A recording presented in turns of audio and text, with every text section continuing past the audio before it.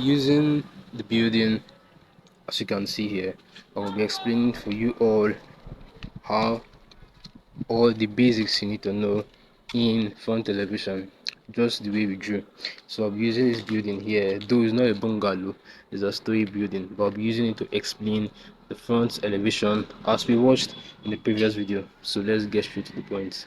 About the ground level and the floor level, those are the two things we drew first. So for the ground level, this which you can see here is the ground level. As you said, the ground level is like the ground, the point where the building starts from.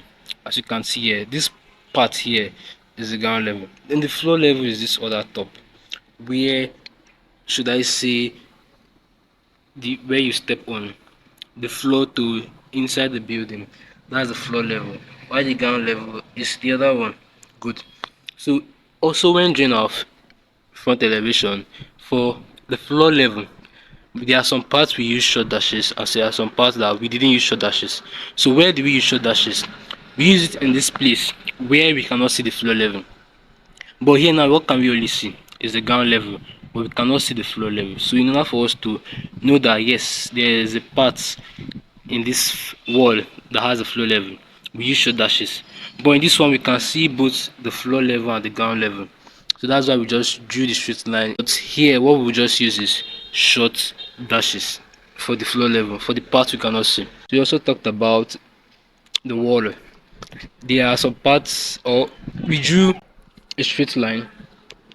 We drew a straight line only at the parts we can see. What do I mean?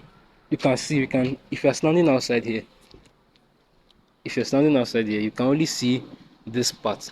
Yes, there's a wall there, but the only part you can see is this edge, the outside, but we cannot see the inside of the wall. The only way we can see inside is if we go into the building, but since we're outside, we can see only the outside part of the wall, which is this. So in our front elevation, we drew only this line. So that's what we drew in our front elevation, only the part you can see from the outside. Can see this part, but we cannot see the other wall inside. That's why we drew only one line here with this. But when it comes to the pillar, like this, that's where we can draw both for the left and the right side, because you can see the pillar. That's where we have the beam. This is the beam now. That's a short part from the floor to from the floor level upwards, above floor level, where we had 2.4. So this part will mark 2.4 and we'll draw for the beam. That's for the beam. Then eaves projection. Now take a look at this building here. In this building here, we can see only this part. The the roof, it's like projected outside. It came out. Now let's use this part here. It came out, it projected outside of this building. So at this part where it came out, this is the eaves projection. This part here is the eaves projection, where it's projected outwards. So in our eaves projection, we use 0.8. So that's for the front elevation, something like this.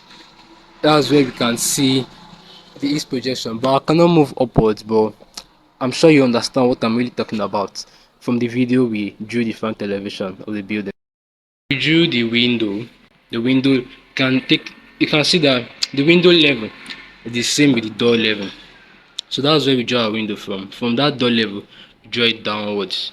As for the window, then the door from the ground level upwards is giving us the door. And this video is to explain the basics from what we drew in our former video, the front elevation. So this video is a guide or teaching you what you drew, letting you know or seeing it exactly in the building. So I'm sure you really enjoyed the video and you want to learn more. So stick to the channel and make sure you watch more of our videos coming up on LOK Concept.